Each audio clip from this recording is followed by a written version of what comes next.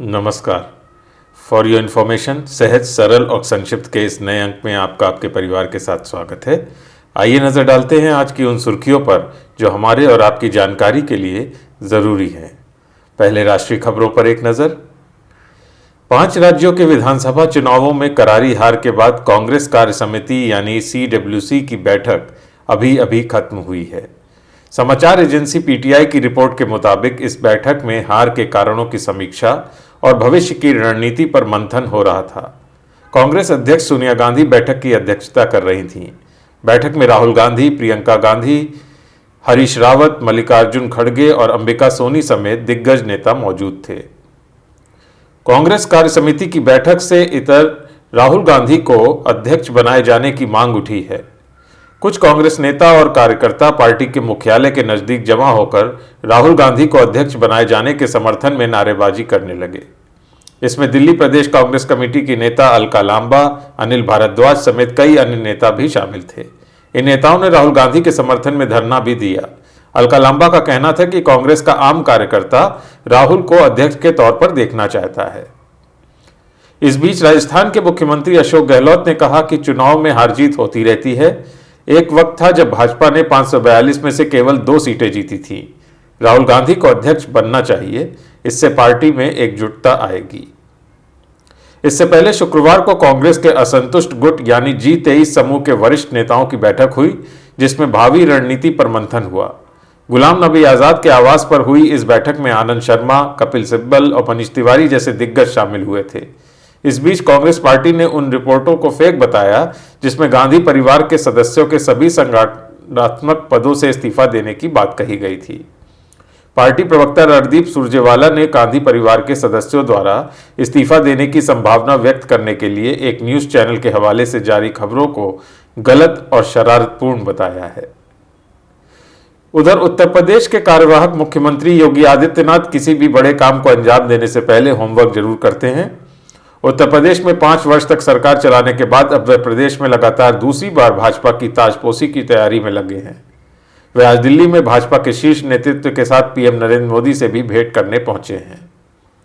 PM Narendra Modi तथा भाजपा के शीर्ष नेतृत्व के साथ आज दिल्ली की बैठक में योगी आदित्यनाथ को प्रदेश में नई सरकार के शपथ ग्रहण की तारीख तय करने के साथ मंत्रिमंडल में शामिल होने वाले मंत्रियों तथा डिप्टी सीएम के नाम तय होने हैं। इस मिशन के लिए भी सीएम योगी आदित्यनाथ ने लखनऊ में शनिवार को अपना होमवर्क किया। भाजपा के शीर्ष नेतृत्व तथा संगठन के पदाधिकारियों के साथ बैठक में मुख्यमंत्री तथा अन्य मंत्रियों के शपथ की तारीख तय होगी। इतना ही नहीं, प्रदेश में 2 उप मुख्यमंत्री तथा कैबिनेट मंत्रियों के नाम पर भी मोहर लगेगी। उत्तर प्रदेश में मंत्रिमंडल के गठन के साथ ही भाजपा के शीर्ष नेतृत्व का पूरा फोकस 2024 के लोकसभा चुनाव पर भी होगा। उत्तर प्रदेश के 80 सांसद देश की सरकार की दिशा और दशा तय करते हैं। प्रदेश में भाजपा की लगातार दूसरी सरकार के गठन के दौरान भी पार्टी का शीर्ष नेतृत्व जातीय तथा क्षेत्रीय संतुलन पर जोर देगा। इस दौरान मुख्यमंत्री योगी आदित्यनाथ के साथ भाजपा उत्तर प्रदेश के अध्यक्ष स्वतंत्र देव सिंह तथा महामंत्री संगठन सुनील बंसल की राय पर भी ध्यान दिया जाएगा। उधर रूस और यूक्रेन युद्ध के कारण यूक्रेन में फंसे छात्रों को निकालने में भारत सरकार पूरे जोर शोर से काम कर रही है। ऑपरेशन गंगा के तहत वहां फंसे भारतीय छात्रों को सुरक्षित देश में लाया जा रहा है। इस बीच वहां फंसे पाकिस्तानी और बांग्लादेशी छात्रों की भी भारतीय सरकार मदद कर रही है। यूक्रेन से अपने देश में लौटे 694 छात्रों के अलावा सरकार ने पाकिस्तानी और बांग्लादेश के 20-20 छात्र छात्राओं को निकाल कर लाए हैं। सरकार के इस कार्य की लोग तारीफ कर रहे हैं। उत्तर प्रदेश के जनपद रामपुर लौटे छात्र सलमान अली और फुरकान अली ने बताया कि यूनिवर्सिटी के बेसमेंट में उनके साथ पाकिस्तान और बांग्लादेशी दर्जनों मुस्लिम छात्र भी फंसे हुए थे। वे लोग अपने अपने दूतावास से लगातार संपर्क भी कर रहे थे, मगर उनकी सरकार कुछ करने या बताने के लिए तैयार नहीं थी। भारतीय दल उन्हें बेसमेंट से निकालने पहुंचा तो पाकिस्तानी और बांग्लादेशी छात्र छात्राएं रोने लगे।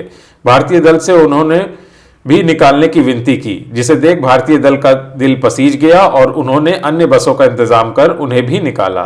बताया कि भारतीय छात्रों के साथ साथ सरकार ने किसी भी पाकिस्तानी या बांग्लादेशी छात्र से कहीं भी 1 रुपया खर्च नहीं करवाया। For your information, operation Ganga 24 फरवरी को लॉन्च किया गया था।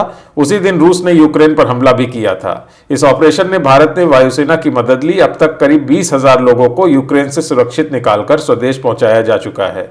इस दौरान 80 विशेष विमानों की मदद ली गई थी। अंतर्राष्ट्रीय खबरों पर एक नजर। रूसी सेना ने यूक्रेन की राजधानी कीव की घेराबंदी तेज कर दी है।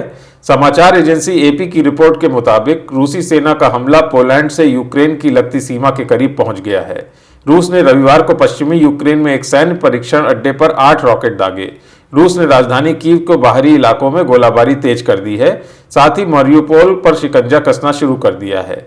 कीव को लेकर बढ़ते संघर्ष को देखते हुए यूक्रेन में भारतीय दूतावास को अस्थायी रूप से पोलैंड ट्रांसफर कर दिया गया है। खेल जगत से बांग्लादेश के खिलाफ डे नाइट टेस्ट मैच की दूसरी पारी में ऋषभ पंत ने अपने बल्लेबाजी के दम पर भारत के लिए एक नया टेस्ट रिकॉर्ड बनाकर इतिहास रच दिया। पंत ने इस मैच में 31 गेंदों पर 2 छक्के और 7 चौकों की मदद से तेज 50 रन की पारी खेली। हालांकि उन्होंने अपना अर्धशतक सिर्फ 28 गेंदों पर ही पूरा कर लिया और वो भारत की तरफ से टेस्ट क्रिकेट में सबसे तेज अर्धशतकीय पारी खेलने के मामले में पहले नंबर पर आ गए हैं। उनसे पहले भारत की तरफ से टेस्ट क्रिकेट में सबसे तेज अर्धशतक लगाने का रिकॉर्ड ऑलराउंडर कपिल देव का था। कपिल देव ने साल 1982 में पाकिस्तान के खिलाफ कराची में सिर्फ 30 गेंदों पर टेस्ट क्रिकेट में अर्धशतक लगाया था। Good to no.